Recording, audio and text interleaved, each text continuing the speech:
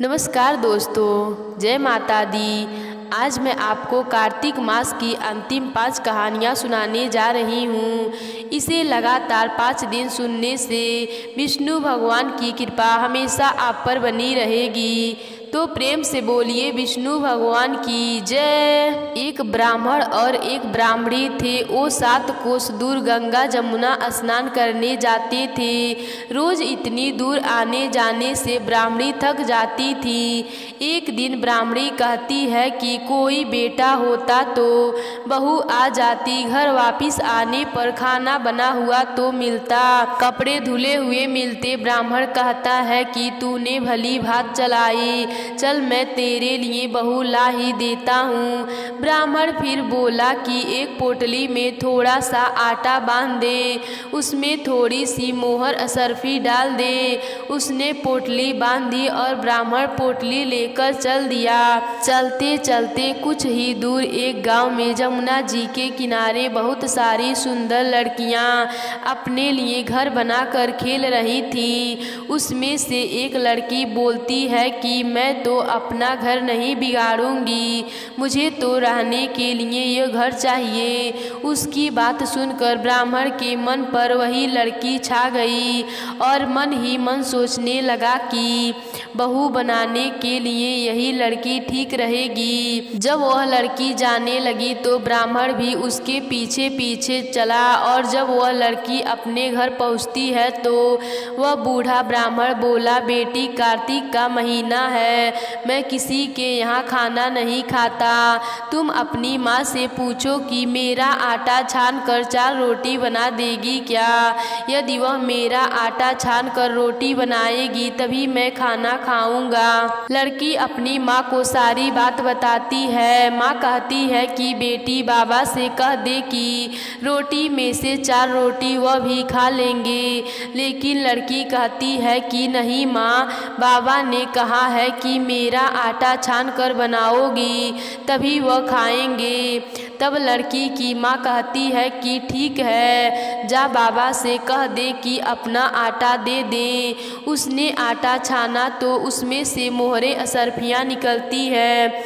वह सोचती है कि जिसके आटे में इतनी मोहरे असरफियाँ हैं उसके घर ना जाने कितनी होंगी। जब ब्राह्मण रोटी खाने बैठा तो लड़की की माँ बोली, बाबा तुम लड़के की सगाई करने जा रहे हो। बाबा बोला कि मेरा लड़का तो काशी बनारस पढ़ने गया हुआ है, लेकिन अगर तुम कहो तो मैं खाट कटोरा से तेरी लड़की को ब्याह कर साथ ले जाऊं। लड़की की माँ बोली, ठीक है बाबा, और वह ब्याह कर लेकर आया। घर आकर बोला, रामू की माँ दरबार दरवाजा खोलकर देख, मैं तेरे लिए बहू लेकर आया हूँ, आकर बहू का स्वागत सत्कार कर। ब्राह्मणी बोली, दुनिया ताना मारती है, अब तुम भी ताना मार लो, हमारे तो 7 जन्मों तक कोई बेटा बेटी नहीं है, तो बहू कहाँ से आएगी। ब्राह्मण बोला, ना तुम दरवाज़ा तो खोलो। ब्राह्मणी ने दरवाज़ा खोला तो सामने बहू खड़ी देखी। तब वह आदर सत्कार से बहू को अंदर ले गई। अब जब ब्राह्मणी ब्राह्मण नहाने जाते तो बहू घर का सारा काम करके रखती, खाना बनाती और सास ससुर के कपड़े धोती और रात में उनके पैर दबाती। इस तरह से काफ़ी समय बीत जाता है। सास बहू को सीख देती है कि बहू चूल्हे की आग न बुझने देना और मटके का पानी खत्म न होने देना। एक दिन चूल्हे की आग बुझ गई। बहू भागी भागी पड़ोसन के घर गई और बोली, मुझे थोड़ी सी आग दे दो, मेरे चूल्हे की आग बुझ गई है। मेरे सास ससुर सुबह 4 बजे से बाहर गए हुए हैं और वे थके हारे वापिस आएंगे, मुझे उनके लिए खाना बनाना है। पड़ोसन कहती है कि अरे तू तो बावली है, तुझे तो यह दोनों मिलकर पागल बना रहे हैं। इनका न कोई बेटा है और न कोई बेटी है। बहू बोली, ना ना, आप ऐसे मत बोलो, क्योंकि इनका बेटा बेटा काशी बनारस पढ़ने गया है। पड़ोसन फिर बोली, अरे तुझे यह झूठ बोलकर लाए हैं, इनका कोई बेटा नहीं है। अब बहू पड़ोसन की बातों में आ गई और कहने लगी कि अब आप ही बताओ मैं क्या करूं। पड़ोसन कहने लगी, करना क्या है, जब सास ससुर आए तब जली फूकी रोटी बना देना, अछुली पछुली दाल बना देना, खीर की कलछुल दाल में, दाल की कलछुल खीर में डाल देना। बहू पड़ोसन की सारी सीख लेकर अपने घर आ गई और जैसा पड़ोसन ने बताया वैसा ही उसने किया। जब सास ससुर घर वापस आए तो उसने अपने सास ससुर का आदर सत्कार नहीं किया और ना ही उनके कपड़े धोए। जब सास ससुर को खाना दिया तो सास बोली, बहू यह जली फूसी रोटी क्यों है और दाल भी अलूनी है। बहू पलट कर जवाब देती है कि आज यही खाओ सासू जी, अगर एक दिन ऐसा खाना खा भी लिया तो तुम्हारा कुछ बिगड़ नहीं जाएगा, मुझे तो जीवन भर ही अनूठी रहना है। बहू की बातें सुनकर सास बोली कि आज तो बहू ने अच्छी सीख नहीं सीखी है। अब बहू फिर से पड़ोसन के घर भागती है और कहती है कि अब आगे बताओ कि मुझे क्या करना है। पड़ोसन बोली कि अब तुम 7 कोठों की चाबी मांग लेना। अगले दिन जब सास जाने लगी तो बहू अड़ गई कि मुझे तो 7 कोठों की चाबी चाहिए।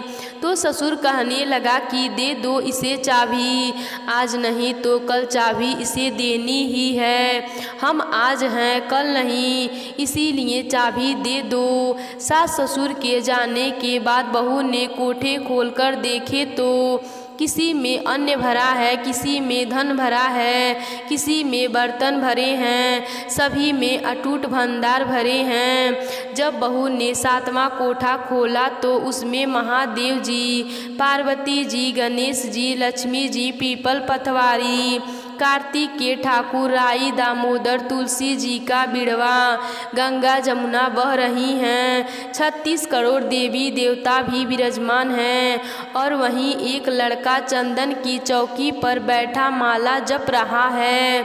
सब देखकर बहू लड़के से कहती है, तुम कौन हो? लड़का कहता है कि मैं तेरा पति हूँ, दरवाज़ा बंद कर दे, जब मेरे माँ बाप आएंगे तब दरवाज़ा खोलना। सारा नज़ारा देखकर बहू बहुत खुश हुई और नाचती फिरने लगी। 16 श्रृंगार कर सुंदर वस्त्र पहन ओढ़ सास ससुर का इंतजार करने लगी। उनके लिए 36 प्रकार के पकवान बनाकर रखे। सास ससुर जब वापस आए तब उसने उनका बहुत आदर सत्कार किया, उनके कपड़े धोए, उनके पैर दबाए। बहू सास के पैर दबाते कहने लगी कि माँ जी आप इतनी दूर 12 कोस यात्रा करके गंगा जमुना का स्नान करने जाती हो, थक जाती हो, तुम तो घर में स्नान क्यों नहीं करती हो? बहू की बात सुनकर सास कहने लगी कि भला गंगा जमुना भी घर में बहा करती हैं क्या? बहू बोली, हाँ माँ जी, चलो मैं आपको दिखाती हूँ। उसने 7वां कोठा खोल कर दिखाया तो उसमें गणेश जी, लक्ष्मी जी, महादेव, पार्वती, पीपल पथवारी, माता लहरा रही हैं, तुलसी जी लहरा रही हैं, कार्तिक के ठाकुर जी, राई, दामोदर जी, गंगा जमुना बह रही हैं, 36 करोड़ देवी देवता विराजमान हैं और वहीं तिलक लगाए चंदन की चौकी पर एक लड़का माला जप कर रहा है। माँ ने कहा कि तू कौन है? लड़का बोला, माँ मैं तेरा बेटा हूँ। बुढ़िया फिर बोली, तू कहाँ से आया है? लड़के ने कहा कि मुझे कार्तिक के देवता ने भेजा है। बुढ़िया कहती है कि बेटा यह दुनिया कैसे जानेगी, कैसे जानेगी मेरा घर धनी, क्या जानेगी देवरानी जेठानी, क्या जानेगा मेरा अगल बगल पड़ोसन की तू मेरा ही बेटा है। बुढ़िया ने विद्वान पंडितों से सलाह ली तो वह बोले, इस पार बहू बेटा साथ खड़े हो जाएं और उस पार बुढ़िया खड़ी हो जाए। बुढ़िया ने चाम की अंगिया पहनती हुई छाती में से दूध की धारा निकले। बेटे की दाढ़ी मूछ भीगे, पवन पानी में गठजोड़ बंधे तो सब जानेंगे कि यह बुढ़िया का ही बेटा है। उसने ऐसा ही किया। चाम की अंगिया फट गई, छाती में से दूध की धारा निकली, बेटे की दाढ़ी मूछ भीग गई। पवन पानी से बहू बेटे का गठबंधन जुड़ गया। ब्राह्मण ब्राह्मणी की खुशी का पार न रहा, वे बहुत खुश हुए। हे कार्तिक के ठाकुर राई दामोदर, भगवान ने जैसे बेटा बहू उसको दिए वैसे ही सबको देना। तो प्रेम से बोलिए राई दामोदर भगवान की जय। किसी गांव में एक भाट व एक जाट रहता था। दोनों में घनिष्ठ मित्रता थी। एक बार जाट अपनी बहन के घर जाने को तैयार हुआ तो भाट अपनी ससुराल जाने को तैयार हुआ। दोनों साथ चल पड़े तो रास्ते में रुककर एक कुएं की मुडेर पर बैठ गए। जाट ने भाट से कहा कि नगर बसेरा कर लेते हैं। इस पर भाट बोला कि तू ही नगर बसेरा कर ले, मैं तो अपनी ससुराल जा रहा हूँ, वहाँ पर खूब खातिरदारी होगी मेरी, तू कर ले नगर बसेरा। जाट वहीं कुएं के पास बैठकर पानी की घंटी और चावल कर दाल लेकर नगर बसेरा करने लगा। नगर बसेरा करने के साथ जाट कहने लगा कि नगर बसेरा जो करे सो मल धोवे पाँव, ताता मांडा तापसी देगी मेरी माँ, माँ देगी मावसी, देगा द्वारका का वास, मीठा मीठा घास वृंदावन का बास, 5 कुल्ठी छठी रास, मेरा जिबड़ो श्री कृष्ण के पास, डालू पानी हो जाए घी, छठ से निकल जाए मेरा जी। यह सब कर करा के वह जाट बहन के पास चल पड़ा। जाट की बहन ने भाई के आने पर उसकी खातिर की घी बूरा के साथ भाई को जिमाया। दोनों ने बैठकर ढेर सारी बातें की। इधर भाट अपने ससुराल पहुंचा तो वहां आग लगी हुई थी। आग बुझाने पर भी लग गया, जिसमें हाथ मुंह भी काले हो गए और खुद भी थोड़ा झुलस गया। न रोटी मिली न पानी के लिए ही किसी ने पूछा। एक पड़ोसन आई तो उसने भाट की सास को कहा कि जमाई आए हैं, जरा उनकी आवभगत कर लो। बुढ़िया माई बोली कि सब कुछ तो जल गया है, अब कहाँ से आवभगत करूं। तब पड़ोसन ने ही भाट को एक रोटी के साथ छाछ दी। उसने वही खाकर गुजारा किया। शाम को दोनों फिर घर की ओर चल पड़े और रास्ते में मिल गए और एक दूसरे का हाल चाल पूछा तो भाट बोला कि मेरी ससुराल में तो आग लगी हुई थी, आग बुझाते मैं खुद काला हो गया हूँ, ना रोटी मिली ना पानी। जाट बोला कि मेरी तो बहुत खातिरदारी हुई। फिर बोला कि मैंने कहा था ना कि नगर बसेरा कर ले, अब कर ले। भाट ने फिर मना कर दिया, कहने लगा कि तेरी मावसी है, पता नहीं रोटी दे या ना दे, मेरी तो माँ है, दही की छुछली चूरमा का पेड़ा धरा पाएगा। भाट ने फिर नगर बसेरा नहीं किया, जाट ने कर लिया। नगर बसेरा जो करे सो मल धोवे पाँव, ताता मावड़ा तापसी देंगी मेरी माँ, माँ देंगी मावसी, देंगी द्वारका का वास, मीठा मीठा घास वृंदावन का वास, 5 कुल्ठी छठी रास, मेरा जिवड़ो श्री कृष्ण के पास, डालू पानी हो जाए घी, झट से निकल जाए मेरा जी। करके वापस चल पड़ा। घर पहुँचते ही जाट की मौसी ने बहुत लाड प्यार किया। उधर भाट घर गया तो उसकी भैंस खो गई थी। बाप एक लाठी रखे तो दूसरी उठाए और कहने लगा कि ससुराल गया तो आग लगा दी, अब यहाँ आया है तो भैंस खो दी। बाप ने कहा कि पहले भैंस लेकर आ, तभी रोटी पानी मिलेगा। सारा दिन भाट भैंस ढूंढने में लगा रहा, लेकिन उसे भैंस नहीं मिली। जाट और भाट की मुलाकात फिर से बाजार में हो गई। जाट ने भाट से कहा, अब यहाँ आया है तो भैंस भैंस खो गई। बाप ने कहा कि पहले भैंस लेकर आ, तभी रोटी पानी मिलेगी। सारा दिन भाट भैंस ढूंढता रहा, लेकिन उसे भैंस नहीं मिली। जाट और भाट की मुलाकात फिर से बाजार में हो गई। जाट ने भाट से हाल चाल पूछे तो भाट बोला कि आते ही भैंस खो गई, बस उसी दिन से भैंस ढूंढ रहा हूँ, रोटी पानी तो पूछो ही मत। जाट ने कहा कि मैंने तो पहले ही कहा था कि नगर बसेरा कर ले। जाट की बात सुनकर भाट बोला कि तेरे नगर बसेरे में इतनी ताकत है तो चल अब कर लेते हैं। दोनों ने बैठकर नगर बसेरा किया। नगर बसेरा जो करे सो मल धोवे पाँव। ताता मावड़ा तापसी देंगी मेरी माँ देंगी मावसी, देंगी द्वारका का वास, मीठा मीठा घास वृंदावन का बास, कुल्ठी छल्ली रास, मेरा जीवड़ो श्री कृष्ण के पास। डालू पानी हो जाए घी, झट से निकल जाए मेरा जीव। दोनों के नगर बसेरा करने पर भाट जैसे ही आगे बढ़ा तो उसकी खोई भैंस मिल गई, जिसने लेकर घर पहुंचा। घर पहुंचते ही माँ ने कहा कि लड़के को आते ही घर से निकाल दिया, सारे दिन से यह भूखा प्यासा भटक रहा है। यह कहकर उसकी माँ ने उसको खूब खिलाया पिलाया। इसके बाद सारे नगर में ढिढोरा पिटवाया गया कि कार्तिक में सब कोई अपनी पिहर या सासरे आते जाते नगर बसेरा करे। जैसे भाट को नगर बसेरा करने का फल मिला वैसे ही सबको मिले। तो प्रेम से बोलिए विष्णु भगवान की जय। कार्तिक का महीना सभी महीनों में श्रेष्ठ माना जाता है। बहुत पुरानी बात है, एक गांव में एक बूढ़ी माई अपनी बहू के साथ रहती थी। उसकी बहू बहुत ही सुंदर और संस्कारी थी। वह बूढ़ी माई हर कार्तिक मास में कार्तिक स्नान करती, पूजा पाठ करती। एक बार जब कार्तिक का महीना आया तो सास ने अपने बहू से कहा, बहू मैं कार्तिक स्नान करने जा रही हूँ। बहू बोली ठीक है माँ जी। फिर बहू ने कहा, माँ जी मैं भी आपके साथ कार्तिक स्नान करने जा सकती हूँ।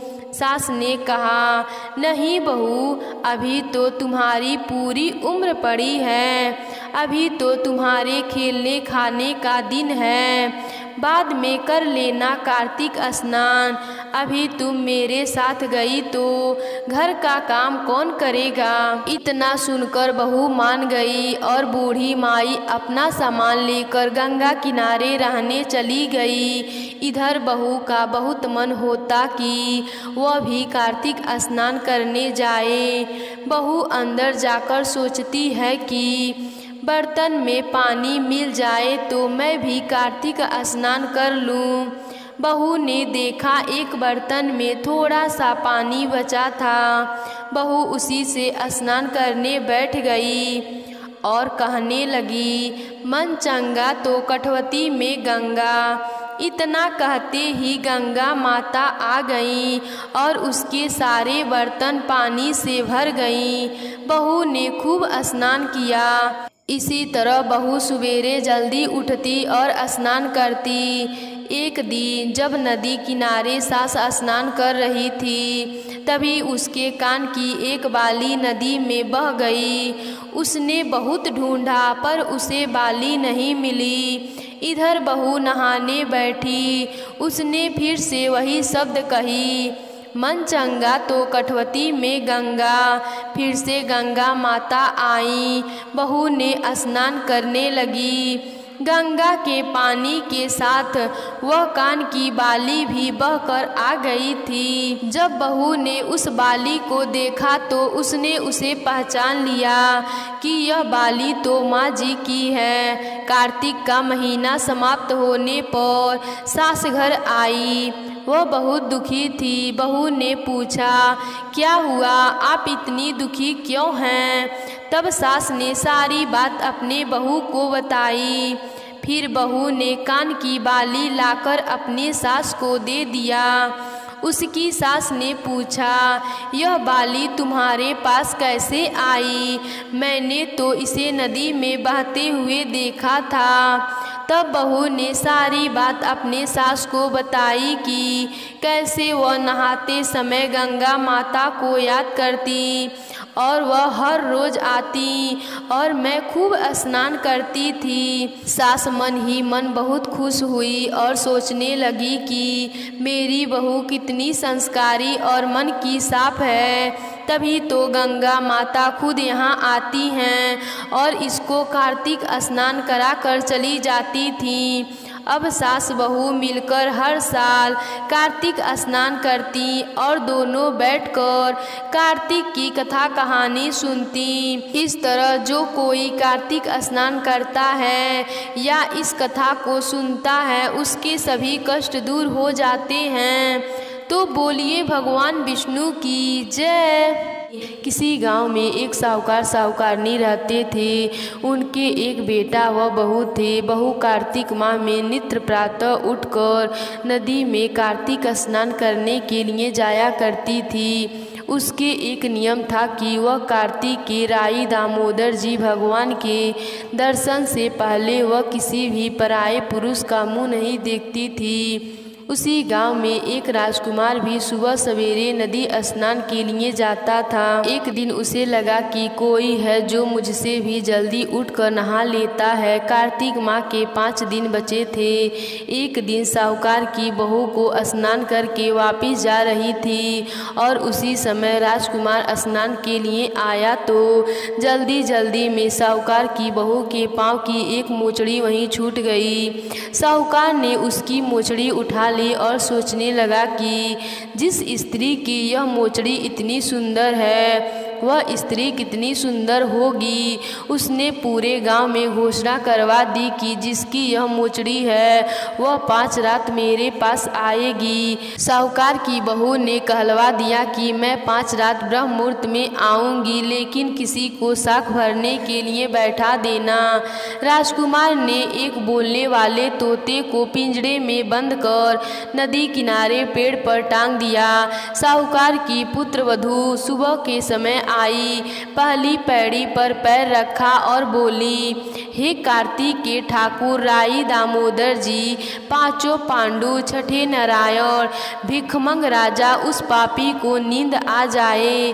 राजा के बेटे को नींद आ गई। बहू कार्तिक स्नान करके जाने लगी तो तोते से बोली, सुबह सुबह तेरे गल डालू मोतीहार, मैं पतिव्रता नारी, मेरे सत की लाज रखियो, भरियो मेरी साख। सुबह ने कहा, ठीक है, मैं तेरी साख भरूंगा।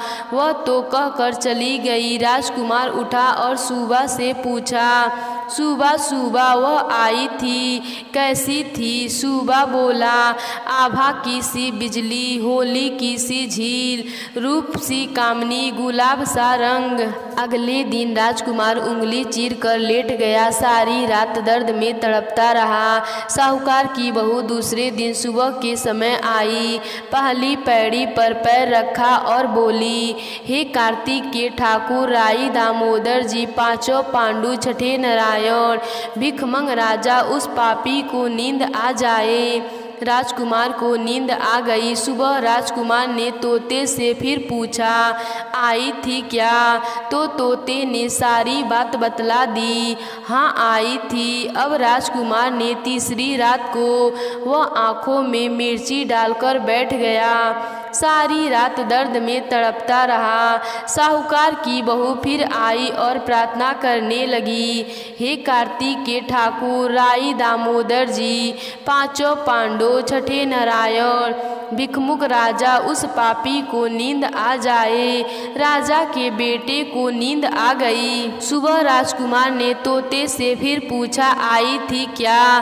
तो तोते ने सारी बात बतला दी। हाँ, आई थी। अब राजकुमार ने सोचा कि आज रात को मैं ठंड में बैठ रहा हूँ। राजकुमार ठंड में सारी रात कांपता रहा और सुबह ब्रह्म मुहूर्त में उसे नींद आ गई। साहूकार की बहू चौथे दिन सुबह के समय आई, पहली पैर पर पैर रखी और बोली, हे कार्तिक के ठाकुर राई दामोदर जी, पांचों पांडव, छठे नारायण, भिखमुख राजा, उस पापी को नींद आ जाए। राजकुमार को नींद आ गई। सुबह राजकुमार ने तोते से फिर पूछा, आई थी क्या? तो तोते ने सारी बात बतला दी। हाँ आई थी, अब चारों रात निकल गई। राजकुमार ने सोचा कि आज आखिरी रात है, आज तो मैं मेरी उंगली जला दूंगा, जलन से मुझे नींद नहीं आएगी। सारी रात जलन से तड़पता रहा। भगवान की कृपा से राजकुमार को सुबह आंख लग गई। साहूकार की बहू 5वें दिन सुबह के समय आई और पहली पैर पर पैर रखा और बोली, हे कार्तिक के ठाकुर राई दामोदर जी, हे भगवान, आपने मेरी इतनी लाज रखी है, आज भी रखना। उस पापी को नींद आ जाए। राजकुमार को नींद आ गई। साहूकार की बहू ने तोते से कहा, हे सुआ, उस पापी से कह देना मेरी मोचड़ी घर पहुंचा दे। राजकुमार हड़बड़ा कर उठा। राजकुमार ने तोते से फिर पूछा, आई थी क्या? तो तोते ने सारी बात बतला दी। हाँ आई थी और उसने अपनी मोचड़ी मंगवाई है। राजकुमार को पतिव्रता स्त्री के सत को भंग करने का विचार करने के कारण कोढ़ हो गया। राजा जी ने राजकुमार का बहुत से वेदों से इलाज करवाया, परंतु कोई दवा असर नहीं किया। राजा जी ने राजकुमार का बहुत से वेदों से इलाज करवाया, परंतु कोई दवा असर नहीं हुआ। राजा जी ने आचार्यों को बुलवाया और पूछा। तब आचार्यों ने बतलाया कि राजकुमार को पतिव्रता स्त्री का सतभंग करने का प्रयास किया है, उसी के पाप स्वरूप इसका अंग अंग जल रहा है। तब राजा ने साहूकार की बहू को अपनी बेटी बनाया। तब उसके कार्तिक स्नान का पुण्य राजा के लड़के को दिया। उस पुण्य के प्रभाव से राजकुमार स्वस्थ हो गया तथा उसने अपने कृत्य के लिए क्षमा याचना की। राजा जी और राजकुमार ने सारे नगर में कहलवा दिया कि सब कोई कार्तिक स्नान करे व स्त्री को सम्मान करे। हे पंचभिख भगवान, कार्तिक मास में जैसे साहूकार की बहू की लाज रखी वैसे ही सबका रखना। तो प्रेम से बोलिए, पंचभिख भगवान की जय, राई दामोदर भगवान की जय, विष्णु भगवान की जय। सोमपुर नाम का एक गांव था। वहां पर एक धनवान सेठ जी रहते थे। उनका भरा पूरा परिवार था। बेटे, बहू और नाती पोते से उनका पूरा घर भरा हुआ था। एक बार कार्तिक का महीना आया तो सेठ की छोटी बहू ने कार्तिक मास के नित्य नियम लिया। कार्तिक स्नान करती, तुलसी सींचती और पूजा पाठ करने के बाद छोटी बहू ने कथा सुनने का नियम लिया। छोटी बहू ने कथा सुनने को अपनी सास से कहा। सास ने कहा, बहू मेरे पास समय नहीं है, अभी पूजा करना है, उसके बाद बच्चों को बाहर खिलाने ले जाना है, तुम किसी और को अपनी कहानी सुना दो। तब बहू ने अपनी जेठानी के पास गई और उसे कहानी सुनने को कहा। जेठानी ने भी कहानी सुनने के लिए मना कर दिया और कहा कि मुझे खाना बनाना है और बर्तन धोने हैं। फिर छोटी बहू ने अपनी दूसरी जेठानी के पास गई और कहा कि जी मेरा कहानी सुन लो। वह भी बहाना बना दिया और कहा, मुझे अभी बच्चों को देखना है। फिर वह अपनी ननद के पास गई और बोली, ननद रानी मेरी कहानी सुन लो। तो ननद ने भी मना कर दिया। ननद ने कहा कि मेरे ससुराल से बुलावा आया है, मुझे अपने ससुराल जाने की तैयारी करनी है। अब छोटी बहू बड़ी परेशान हुई। तभी वहाँ से राजा जा रहे थे। छोटी बहू ने सोचा क्यों ना राजा को ही अपनी कहानी सुना दूँ। तभी छोटी बहू ने राजा के पास गई और राजा से बोली कि राजा जी, मैंने कार्तिक मास की कथा कहानी सुनने का नियम लिया है, कृपा करके आप मेरी कहानी सुन लीजिए। तो राजा ने कहा कि मुझे तो पूरा राज्य घूमना है, मेरे पास टाइम नहीं है। फिर छोटी बहू बहुत परेशान हुई और निराश होकर अपने घर के बाहर बैठी थी। तभी उसकी पड़ोसन आई। छोटी बहू ने अपनी पड़ोसन से कहानी सुनने को कहा तो पड़ोसन कहती है कि ठीक है, मैं तुम्हारी कहानी सुन लूँगी। तब छोटी बहू और पड़ोसन दोनों मिलकर बढ़िया तरीके से पूजा पाठ करते और कथा कहानी सुनते। छोटी बहू कहानी कहती और पड़ोसन कहानी सुनती। ऐसे ही पूरा कार्तिक मास बीत गया। उन दोनों की कथा कहानी और नियम से भगवान विष्णु जी अत्यंत प्रसन्न हुए और वैकुंठ धाम से विमान भेजा उन दोनों को अपना दर्शन देने के लिए।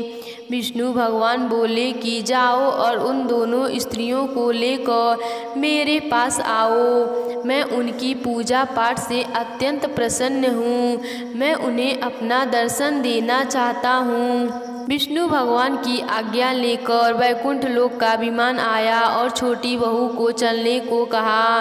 तभी उसकी सास वहां आ गई और बोली, मुझे भी तुम्हारे साथ जाना है, लेकिन बहू ने मना कर दिया। बहू ने अपनी सास से कहा कि आपको तो पूजा पाठ करनी है और गांव में बच्चे को खिलाने ले जाना है, आप मेरे साथ कैसे चल सकती हैं। फिर छोटी बहू की बड़ी जेठानी आई और बोली कि छोटी बहू, मुझे भी तुम्हारे साथ जाना है। तब छोटी बहू बोली कि आपको तो घर में रहकर खाना बनाना है, आप मेरे साथ कैसे चल सकती हैं। फिर दूसरी जेठानी आई और बोली कि मुझे अपने साथ ले चलो। तो छोटी बहू बोली कि आपको तो बच्चे संभालने हैं, आप मेरे साथ कैसे चल सकती हैं। इसके बाद ननद भी आती है, तुमको तो ससुराल जाना है, उसकी तैयारी करनी है, तुम मेरे साथ कैसे चल सकती हो। तभी राजा भी वहां आ गए और कहा कि मैं तुम्हारे साथ चलूँगा, लेकिन बहू ने उन्हें भी मना कर दिया और कहा कि आपको तो पूरा राज्य घूमना है, आप मेरे साथ कैसे चल सकते हैं। आखिरी में छोटी बहू की पड़ोसन आती है और कहती है कि मैं तुम्हारे साथ चलूं। वह कहती है कि हाँ, तुम मेरे साथ चल सकती हो, क्योंकि तुम ही तो हो जिसने पूरे 1 महीने कार्तिक मास की कथा कहानी सुनी है। फिर छोटी बहू और पड़ोसन विमान में बैठकर भगवान विष्णु के दर्शन करने चले जाते हैं।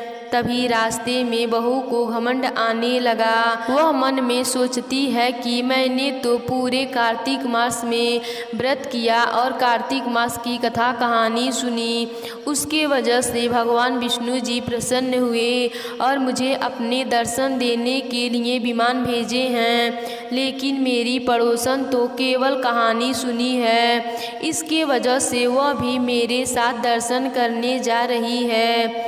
यह विचार मन ही मन सोचते हुए जा रही थी। अचानक विष्णु भगवान ने उसे विमान में से नीचे फेंक दिया। तब बहू ने कहा कि प्रभु, मुझसे ऐसी क्या भूल हो गई है, कृपा करके आप मेरे अपराध तो बताएं, आपने ऐसा क्यों किया। तब भगवान विष्णु ने कहा कि तुम्हें अभिमान हो गया, इसीलिए तुम यहाँ से धरती लोक पर जाओ और 1 वर्ष कार्तिक मास आने तक इंतजार करो। जब कार्तिक मास आएगा और फिर तुम नित्य नियम लेकर कार्तिक मास की कथा कहानी सुनोगी, उसके बाद ही तुम्हें मेरे दर्शन मिलेंगे। तुम्हारी पड़ोसन ने बिना किसी स्वार्थ से पूरे 1 महीने मेरी कथा कहानी सुनी है, इस वजह से उसे मेरे दर्शन मिल रहे हैं। इतना सुनकर छोटी बहू को अपनी भूल एहसास हुआ। फिर छोटी बहू ने अगले साल के कार्तिक मास का नित्य नियम लिया। तुलसी सींचती, कार्तिक मास की कथा कहानी सुनती। उसके बाद विष्णु भगवान जी प्रसन्न हुए और उसे भी अपने दर्शन के लिए वैकुंठ धाम बुलाए। हे विष्णु भगवान जी, जैसे कृपा आपने उन पर की वैसे ही सब पर करना। तो प्रेम से बोलिए विष्णु भगवान की जय।